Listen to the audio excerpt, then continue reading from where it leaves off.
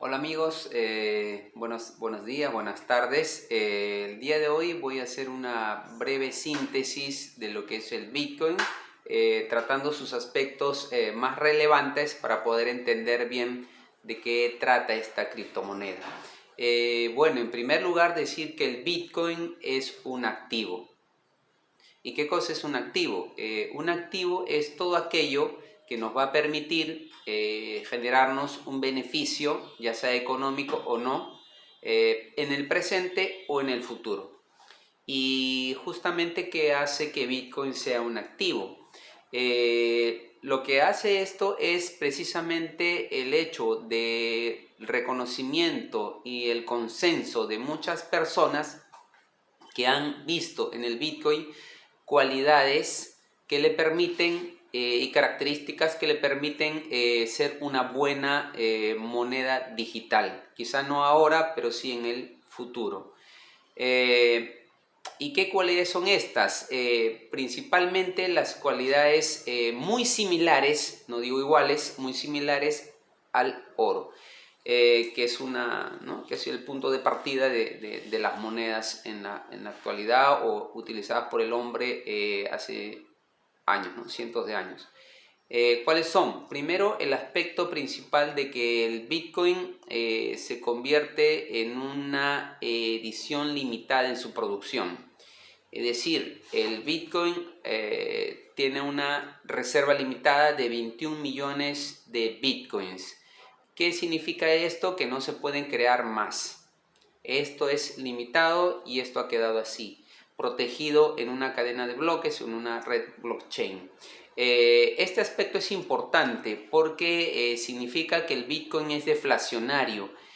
Significa que al ser un activo que conserva una oferta limitada y al tener una demanda creciente, es muy probable que su valor se incremente en el tiempo. Otro es el hecho de que es fácil de transferir de un lugar a otro. Esta cualidad significa que los espacios geográficos quedan reducidos al hecho de poder realizar una transferencia vía una aplicación móvil desde un celular a través de un aplicativo tipo Binance o Coinbase, y genera unos costos muy bajos de transacción, de traspaso de este activo de un lugar a otro. Es decir, la facilidad de transferencia es un hecho muy importante para convertir un activo en una moneda. Es igual que el oro, se puede dividir en pequeñas partes, no pesa mucho y concentra un alto valor y se puede transferir de un lugar a otro. El oro obviamente tiene más complicaciones para la transferencia que el Bitcoin. Otro aspecto importante es la capacidad de dividirse. La capacidad de dividirse significa pues que el Bitcoin puede ser dividido en partes muy pequeñas representativas de otros valores, ¿no? La unidad más pequeña del Bitcoin viene a ser un Satoshi, ¿no? Que representa una medida muy básica, muy pequeña, al alcance de la compra y del acceso a ella de una persona con poco dinero. Es decir, este aspecto lo vuelve democrático en su adquisición. No necesito de grandes transacciones de dinero, necesito simplemente acceso a internet, a tener una aplicación, a unos pocos dólares, y ya podría ser propietario de una parte de un activo. Es decir, se democratiza su uso, es más fácil su uso y su difusión, ¿no? Otro aspecto importante es que el Bitcoin también no se degrada, es decir, es intangible, es un aspecto que está dentro de la cadena de bloques de la red, pero conserva su valor en el sentido de que este valor no se va a deteriorar en el tiempo, ¿no? O sea, no se va a malograr el Bitcoin, no va a sufrir desperfectos, por así decirlo.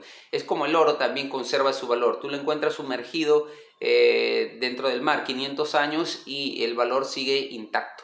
Es lo mismo, ¿no? El Bitcoin va a conservar su valor. No hablo del valor monetario, sino de las propiedades físico-químicas, digamos, o tecnológicas del Bitcoin, que hacen que este permanezca inalterable en el tiempo. Y ese es un aspecto muy importante.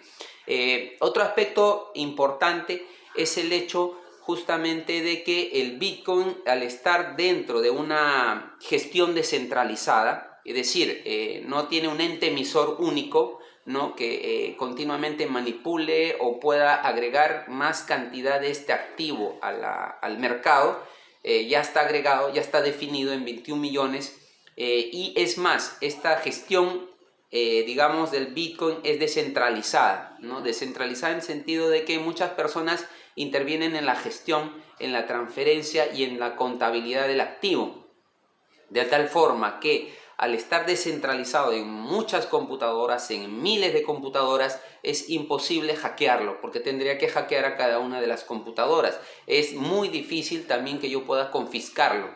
Entonces, de esta manera también queda exento de las manipulaciones o de las confiscaciones que pueda hacer un determinado país, gobierno o entidad que pueda ir en contra del ciudadano por ciertos motivos, digamos, de castigo, por así decirlo, ¿no?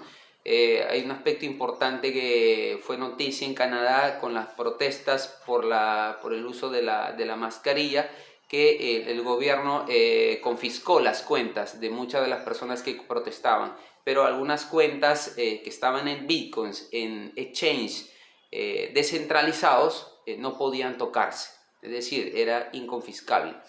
Este aspecto es importante, sobre todo en economías que ven amenazadas por dictaduras o gobiernos muy comunistas, la propiedad. Entonces, cuando hay amenaza de propiedad, la gente puede verse inclinada a proteger sus activos, fruto del esfuerzo de su trabajo, y de protegerlo en activos que puedan ser inconfiscables. Bitcoin se convierte en una alternativa en este sentido, ¿no? Entonces, Bitcoin se va a convertir en una respuesta dadas estas características. Bitcoin se va a convertir en una respuesta, ¿no? Muy similar a otros activos de acción de las personas frente a las debilidades que pueda significar el dinero fiduciario, es decir, los billetes y monedas que nosotros utilizamos para vender y para comprar todos los días, los billetes y las monedas que tenemos en los bolsillos. Entonces, ¿por qué? Porque estas billetes y estas monedas pueden perder valor adquisitivo. ¿Y por qué pierden valor adquisitivo? Pierden fundamentalmente por políticas expansionistas, de expansión de la masa monetaria, con la intención muchas veces buena, ¿no?, de poder generar una demanda mayor en las economías que se traduzca en una producción mayor y una dinamización de la economía. Sin embargo, particularmente no estoy muy de acuerdo con estas políticas de incentivo a la demanda, porque en el largo plazo generan inflación y el afectado principalmente va a ser las personas que tienen la posesión de billetes y monedas fiduciarias y que ganan su sueldo en este tipo de moneda. Ahora, Bitcoin está denominado como un activo real. Es muy diferente de los billetes y las monedas, que son activos financieros. Esta es una diferencia importante que hay que tener en cuenta para poder entender de qué trata el Bitcoin. El Bitcoin, al ser un activo real, difiere de un activo financiero en que el activo financiero se constituye en un papel. Es un documento, un activo financiero, en la forma que tú quieras, inclusive en billetes. Los billetes y la moneda son activos financieros. ¿Qué cosa es un activo financiero? Es la deuda de alguien. Significa que, por ejemplo, una acción es un activo financiero. Si yo poseo acciones de una empresa, significa que yo tengo un documento, un papel que dice que la empresa, ¿no?, que soy propietario de una parte de una empresa, pero la empresa me dice a mí que me va a pagar un determinado dividendo cada cierto tiempo, ¿no?, y yo confío en la promesa de esa empresa. Igualmente, si un gobierno emite bonos, significa que el gobierno prometerá pagarme unos intereses, un capital, en un determinado tiempo futuro. Yo compro el bono asumiendo que eso es verdad y que el país, el gobierno, va a cumplir. Entonces, los activos financieros dependen sobre todo de la confianza, de la integridad y de la capacidad económica del la entidad o de la persona que los respalda. Por ejemplo, un bono del gobierno de los Estados Unidos tendrá mucho más valor que un gobierno de un país más débil económicamente.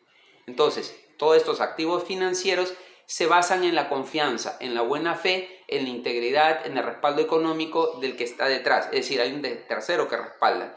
El Bitcoin no es un activo financiero, es un activo real.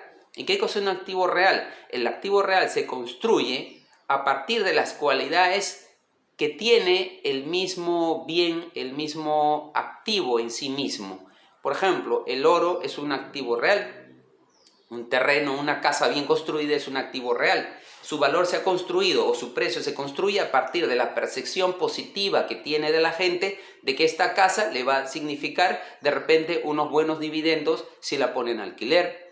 Igualmente, yo creo una patente o hago un invento, se convierte en un activo, quizás intangible, un software, porque lo puedo alquilar, lo puedo vender, puedo recibir, digamos, dividendos y beneficios futuros, ¿no es cierto? Porque yo poseo esto por las cualidades y propiedades que tiene. No depende del valor que me ponga un país, un gobierno o un tercero. Esa es la principal cualidad. Ahora, ¿y qué tan importante es esto? Esto es importante por el aspecto deflacionario del Bitcoin contra el aspecto inflacionario de los billetes y las monedas.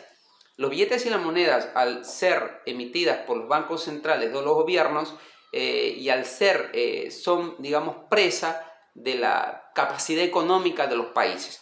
Si el país pierde capacidad económica, si el país enfrenta políticas, digamos, de confiscatorias, políticas, digamos, que van en contra de la propiedad, esto significará que el papel moneda que tú tienes caerá de valor, porque el respaldo significa que será más débil de un gobierno que probablemente en el futuro tenga problemas y dificultades económicas, ¿no? Los aspectos también más relevantes del Bitcoin que lo están haciendo, digamos, más democrático, como repito, era el poder de la visibilidad, la transferencia, ¿no? Y que hace todos estos aspectos que la gente los valore en su uso. Sin embargo, el Bitcoin no podríamos decir totalmente que se ha convertido o la gente lo está viendo totalmente como una reserva de valor, pero tiene las cualidades para ser buena reserva de valor en el largo plazo, ¿no? Porque todos los fundamentos que tiene el Bitcoin hacen que en el largo plazo yo pueda proyectar una crecida del precio. Pero ¿qué está pasando en el corto plazo? En el corto plazo hay mucha volatilidad del Bitcoin. Y esto hay que decirlo. O sea, el Bitcoin es muy volátil, ¿no? En este tiempo. ¿Por qué? Porque todo activo tiene que consolidarse en un valor, en un precio estable, del entendimiento de las personas de los fundamentos de este valor. Actualmente es muy volátil y a mi criterio ha sido volátil porque muchas personas, sin conocer qué es el Bitcoin, han metido plata en Bitcoin. Entonces, ¿qué pasa? Cuando uno no conoce las propiedades y los fundamentos y de qué trata, inmediatamente ante una disminución del precio, del valor del Bitcoin, pueden asustarse, inmediatamente saldrán todos a vender en el momento que no es adecuado sus Bitcoins y tenderán más hacia la baja del precio, perdiendo valor. Entonces, el motivo de muchas personas ha sido de la especulación, ¿no? Antes que proyectarlo también, no digo todos, pero una preservación del valor como activo interesante. No quiero hacer recomendaciones, digamos, decir vamos a invertir en Bitcoin, simplemente dando los fundamentos de qué cosa es para poder entenderlo y tomar una mejor decisión de inversión, ¿no? El Bitcoin, por lo tanto, en este sentido, ha seguido históricamente, digo históricamente, a pesar que tiene muy pocos años, un proceso muy similar a la creación de las monedas en la humanidad, ¿no? Desde la historia. Es decir, lo que crean las monedas son las personas. O sea, no son los gobiernos, no son los estados, no son los políticos. Los que han creado las monedas y los billetes y el mecanismo de intercambio a través de monedas, ¿no? Y de dinero ha sido las personas. Esto ha sido en la China, en la India, en Europa, en Perú, en cualquier lugar del mundo. Son las personas que, viendo en los metales cualidades muy interesantes para el intercambio, ha surgido la moneda. Entonces, el mismo hecho del Bitcoin está siguiendo el mismo proceso por las mismas características similares en términos monetarios, estoy hablando, al oro y a ciertos metales, ¿no? Es importante decir que el aspecto también redundante que está atrayendo cada vez más personas es la facilidad de transacciones, ¿no? La facilidad de la división, el hecho de que yo pueda pagar, por ejemplo, una empresa pueda pagar a un freelander, ahora se utiliza mucho esto, por ejemplo, soy una empresa de diseño, quiero un logo, una frase, algo, puedo contratar a una persona en cualquier parte del mundo que me haga un logo, un diseño. Y yo como le pago a través de una aplicación tipo Binance, Coinbase, con un sistema P2P de pago. Inmediatamente la persona recibe el dinero, los bitcoins y puede intercambiarlos por moneda fiduciaria.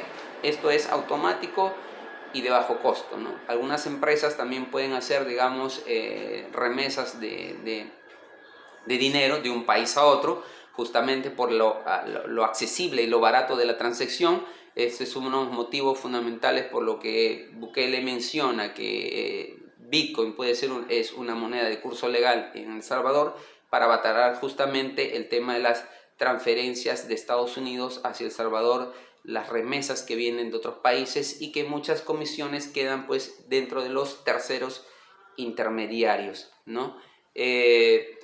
Bueno, el hecho importante es que para poder entender la economía cripto, es empezar a entender el Bitcoin, ¿no? En qué se sustenta su valor y qué cosa es, ¿no? Repito la última parte, que el Bitcoin es un activo real, no es un activo financiero, ¿no? Entonces ya sabemos esta diferencia que es fundamental.